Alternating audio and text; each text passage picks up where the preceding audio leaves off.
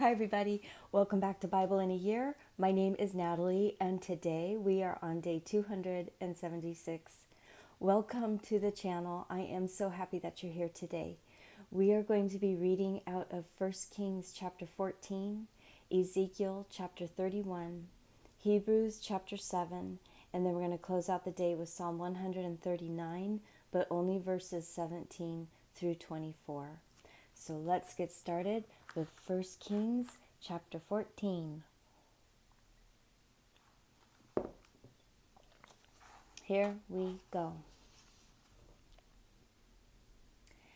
At that time, Abijah, the son of Jeroboam, became sick. Jeroboam said to his wife, "Please get up and disguise yourself so that you won't be recognized as Jeroboam's wife. Go to Shiloh. Behold, Ahijah the prophet is there, who said that I would be king over this people. Take with you 10 loaves of bread, some cakes, and a jar of honey, and go to him. He will tell you what will become of the child." Jeroboam's wife did so, and arose and went to Shiloh, and came to Ahijah's house. Now Ahijah could not see, for his eyes were set by reason of his age. Yahweh said to Ahijah, "Behold, Jeroboam's wife is coming to inquire of you concerning her son, for he is sick. Tell her such and such, for it will be, when she comes in, that she will pretend to be another woman." So when Ahijah heard the sound of her feet as she came in at the door, he said, "Come in, Jeroboam's wife. Why do you pretend to be another? For I am sent to you with heavy news.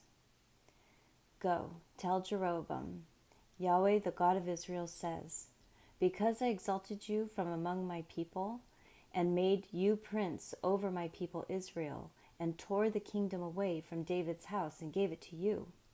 And yet you have not been as my servant David, who kept my commandments, and who followed me with all his heart, to do that only which was right in my eyes, but have done evil above all who were before you. And I have gone and made for yourself other gods, molten images, to provoke me to anger, and have cast me behind your back.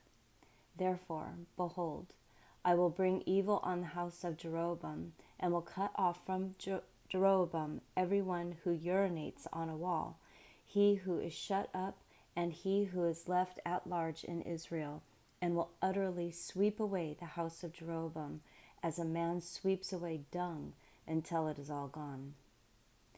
The dogs will eat he who belongs to Jeroboam, who dies in the city, and the birds of the sky will eat he who dies in the field, for Yahweh has spoken it.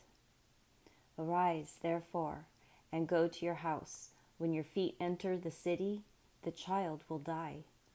All Israel will mourn him and bury him, for he only of Jeroboam will come to the grave, because in him there is found some good thing toward Yahweh, the God of Israel, in the house of Jeroboam. Moreover, Yahweh will raise up a king for himself over Israel, who will cut off the house of Jeroboam. This is the day. What? Even now.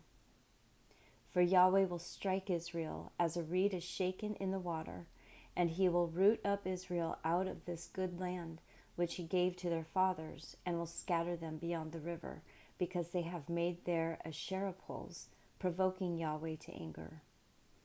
He will give Israel up because of the sins of Jeroboam, which he has sinned, and with which he has made Israel to sin.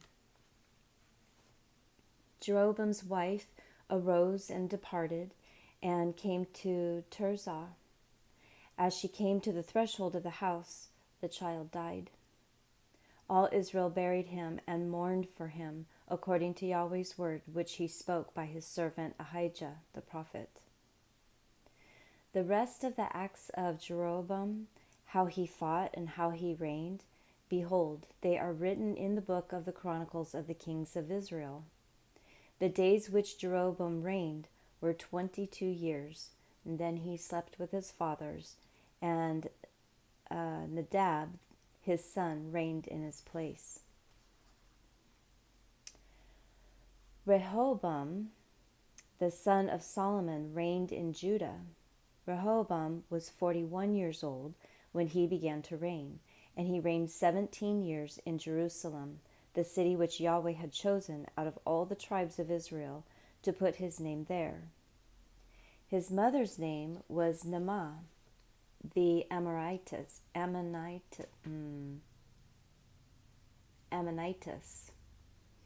Judah did that which was evil in Yahweh's sight, and they provoked him to jealousy with their sins, which they committed above all that their fathers had done.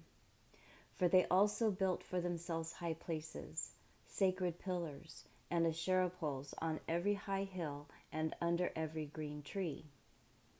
There were also Sodomites in the land. They did according to all the abominations of the nations which Yahweh drove out before the children of Israel. In the 5th year of King Rehoboam, Shishak, king of Egypt, came up against Jerusalem, and he took away the treasures of Yahweh's house and the treasures of the king's house. He even took away all of it, including all the gold shields which Solomon had made. King Rehoboam made shields of bronze in their place and committed them to the hands of the captains of the guard, who kept the door of the king's house. It was so that as often as the king went into Yahweh's house, the guard bore them and brought them back into the guard room. Now the rest of the acts of Rehoboam and all that he did, aren't they written in the book of the Chronicles of the Kings of Judah? There was war between Rehoboam and Jeroboam continually. Rehoboam slept with his fathers and was buried with his fathers in David's city. His mother's name was Naamah the Ammonitess. Abijam, his son, reigned in his place. What a mess. Oh. All right. And now we move into Ezekiel 31 for some more mess. Here we go. In the 11th year, in the 3rd month, in the 1st day of the month, Yahweh's word came to me, saying, Son of man, tell Pharaoh, king of Egypt, and his multitude, whom are you like in your greatness? Behold, the Assyrian was a cedar in Lebanon with beautiful branches and with a forest-like shade of high stature, and its top was among the thick boughs. The waters nourished it, the deep made it to grow. Its rivers ran all around its plantation, and it sent out its channels to all the trees of the field. Therefore its stature was exalted above all the trees of the field, and its boughs were multiplied. Its branches became long by reason of many waters when it spread them out. All the birds of the sky made their nests in its boughs. Under its branches all the animals of the field gave birth to their young. All great nations lived under its shadow. Thus it was beautiful in its greatness, in the length of its branches, for its root was by many waters. The cedars in the garden of God could not hide it. The cypress trees were not like its branches. The pine trees were not like its branches, nor was any tree in the garden of God like it in its beauty. I made it beautiful by the multitude of its branches, so that all the trees of Eden that were in the garden of God envied it. Therefore thus said the Lord Yahweh, because he is exalted in stature, and he has set his top among the thick branches, and his heart is lifted up in its height, I will deliver him into the hand of the mighty one of the nations. He will surely deal with him. I have driven him out for his wickedness. Foreigners, the tyrants of the nations, have cut him off and have left him. His branches have fallen on the mountains, and in the valleys, and his boughs are broken by all the watercourses of the land. All the peoples of the earth have gone down from his shadows and have left him. All the birds of the sky will dwell on his ruin, and all the animals of the field will be on his branches, to the end that none of all the trees by the waters exalt themselves in their stature, and don't set their top among the thick boughs. Their mighty ones don't stand up on their height, even all who drink water, for they are all delivered to death, to the lower parts of the earth among the children of men, with those who go down to the pit. The Lord Yahweh says, in the day when he went down to Sheol, I caused a mourning. I covered the deep for him, and I restrained its rivers. The great waters were stopped. I caused Lebanon to mourn for him, and all the trees of the field fainted for him. I made the nations to shake at the sound of his fall, when I cast him down to Sheol with those who descend into the pit. All the trees of Eden, the choice and best of Lebanon, all that drink water were comforted in the lower parts of the earth. They also went down into Sheol with him, to those who are slain by the sword. Yes, those who were his arm, who lived under his shadow in the middle of the nations. To whom are you thus like in the glory and in greatness among the trees of Eden? Yet you will be brought down with the trees of Eden to the lower parts of the earth. You will lie in the middle of the uncircumcised, with those who are slain by the sword. This is Pharaoh and all his multitude, says the Lord Yahweh.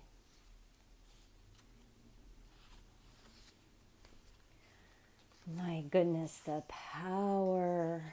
Oh, okay. Hebrews chapter 7.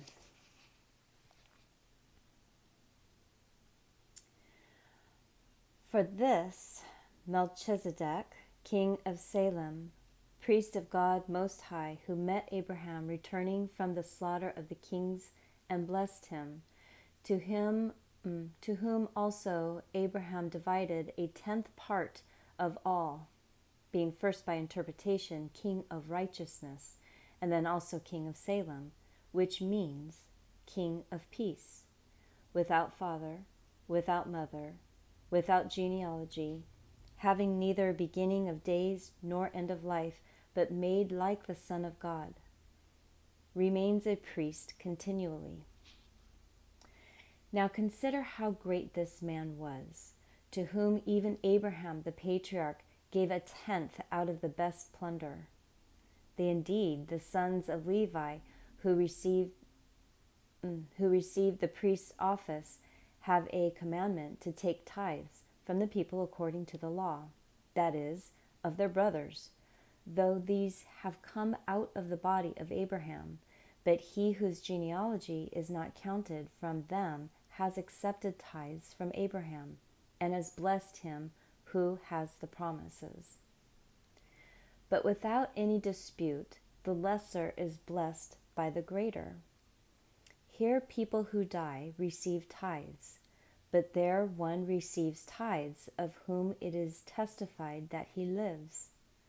We can say that through Abraham, even Levi, who receives tithes, has paid tithes, for he was yet in the body of his father when Melchizedek met him. Now if perfection was through the Levitical priesthood, for under it the people have received the law, what further need was there for another priest to arise after the order of Melchizedek, and not be called after the order of Aaron? For the priesthood being changed, there is of necessity to change made also in the law. For he of whom these things are said belongs to another tribe, from which no one has officiated at the altar. For it is evident that our Lord has sprung out of Judah, about which tribe Moses spoke nothing concerning priesthood. This is yet more abundantly evident if after the likeness of Melchizedek there arises another priest who has been made not after the law of a fleshly commandment, but after the power of an endless life. For it is testified, "You are a priest forever, according to the order of Melchizedek." For there is an annulling of a foregoing commandment because of its weakness and uselessness, for the law made nothing perfect, and a bringing in of a better hope, through which we draw near to God. Inasmuch as he was not made priest without the taking of an oath, for they indeed have been made priest without an oath, but he with an oath by him that says of him, "The Lord swore, and will not change his mind. You are a priest forever, according to the order of Melchizedek." By so much, Jesus has become the guarantee of a better covenant. Many indeed have been made priests because they are hindered from continuing by death. But he, because he lives forever, has his priesthood unchangeable. Therefore, he is also able to save to the uttermost those who draw near to God through him, seeing that he lives forever to make intercession for them. For such a high priest was fitting for us, holy, guiltless, undefiled, separated from sinners, and made higher than the heavens, who doesn't need, like those high priests, to offer up sacrifices daily, first for his own sins and then for the sins of the people. For he did this once for all when he offered up himself. For the law appoints men as high priests who have weakness, but the word of the oath, which came after the law, appoints a son forever who has been perfected.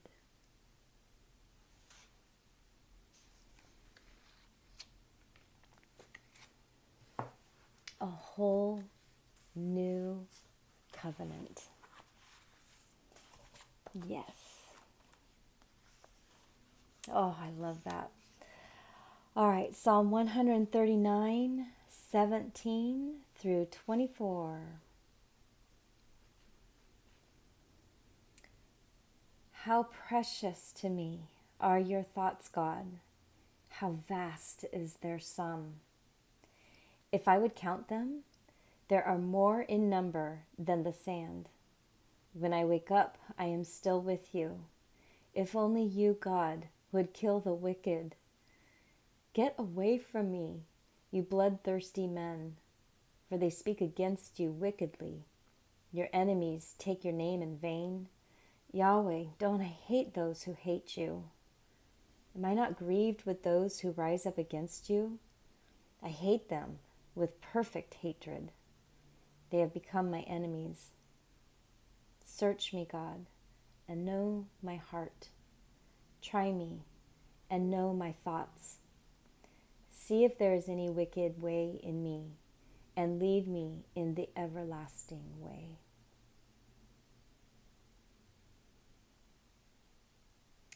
Lead me in the everlasting way. It's not, I'll figure it out. I'll I'll read my Bible. I'll pray. I'll volunteer. I'll donate. I'll tithe. Lead me. We have to listen, and we need to be in that relationship with him so that he can lead us.